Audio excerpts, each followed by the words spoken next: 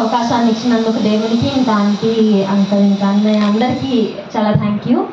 అయితే నా పేరు లావణ్య, మాది ఆంధ్రాలో నర్సరావుపేట దగ్గర సాతులూరులో ఉంటున్నాం మేము ప్రజెంట్.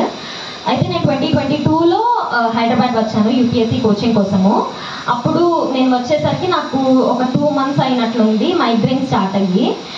అయితే నాకు అంతకుముందు అసలు తలనొప్పి కూడా ఎట్లుండిద్దో తెలియదు, సడన్గా వచ్చింది. ఆ సిమ్టమ్స్ కూడా సివియర్ హెడేక్ మాత్రమే కాదు, కానీ కళ్ళు మసగ్గా కనపడటం, ఎండ్లో నుంచి రాగానే ఏదోగా కనిపిస్తాయి కదా బ్లర్గా, అట్లా కనిపిస్తాం. ఇంకా ఒకసారి అయితే మాట కూడా తడబడింది, బ్రెయిన్లోనేమో నీళ్లు అందాం అనుకున్నాను, కానీ నోటి నుంచి నూనె అని చెప్పడం అలా అయ్యేసరికి ఒకసారి ఇంకా అమ్మ నన్ను చాలా వైపు ఇప్పుడు పడిపోయి ఇక న్యూరాలజిస్ట్ దగ్గర చూపిస్తే మైగ్రేన్ అన్నారు.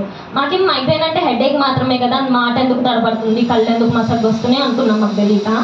తర్వాత ఇంకా వాళ్ళు చెప్పిన నమ్మకం, ఇంకా వాసన ఐకేఆర్కి వెళ్ళి అక్కడ చూపించిన కళ్ళతో ఏం ఇబ్బంది లేదమ్మా అన్నారు వాళ్ళు.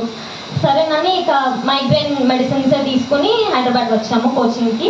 వచ్చాక మా క్లాసెస్లో కస్తూరి నా ఫ్రెండ్ చెప్పింది, సండే మాకు ఒక చర్చ్ కనిపించింది, చిన్న సంఘమే కానీ చాలా బాగుంది, అక్కడ వెళ్దామా అని అంది.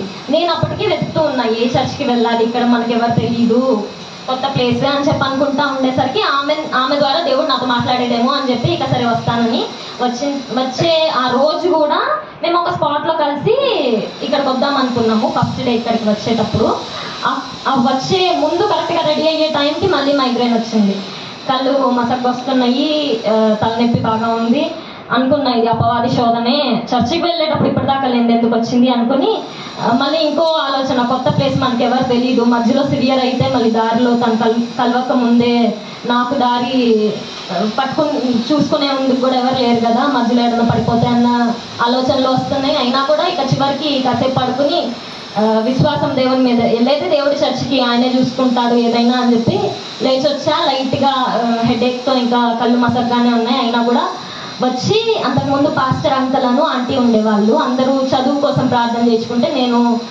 ఇలా కళ్ళు మసగ్గుంటున్నాయమ్మా, హెడేక్గా ఉంటుంది అని చెప్పి ప్రేయర్ చేసుకున్నా. అయితే ఇక అది వెళ్ళిపోయాను. ఇంకా ఒక్కసారి 2 సార్లు వచ్చిందండి, ఇంకా తర్వాత ఇప్పటిదాకా అంతులేదు మైగ్రేన్ అనేది. దేవునికే మహిమ.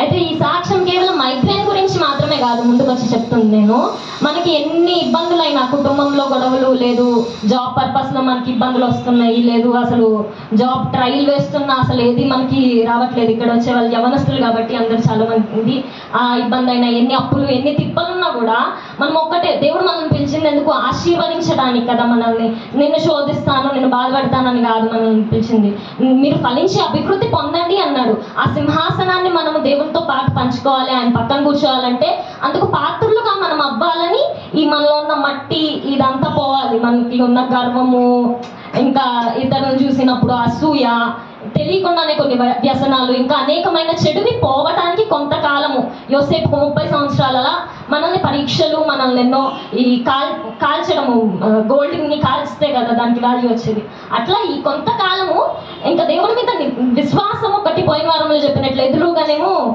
ఎర్ర సముద్రం ఉంది, వెనక చూస్తేనేమో ఫరో వస్తున్నాడు, మార్గమే లేదు, అయినా దేవుడు మార్గం మన కోసం తెరవగలడు అని విశ్వాసంతో మనం అందరం ముందుకు వెళ్ళాలి. మనుషులు మనల్ని ఏదో డబ్బులు ఉన్నాయి లేకపోతే ఏదైనా అవసరం ఉంటేనే మనం ప్రేమిస్తాడు, దేవుడు మన మనస్సును చూసి ప్రేమిస్తాడు. కాబట్టి ప్రతి ఒక్కరు ఆయన చేతి పనిగా ఆయన చిత్తానుసారంగా మనం నడవటానికి ఆయనే మనకి బలము ధైర్యము దయచేయను గాక. ఆమెన్. ఈ సాక్ష్యం దేవుడు దీవించను గాక. ఆమెన్.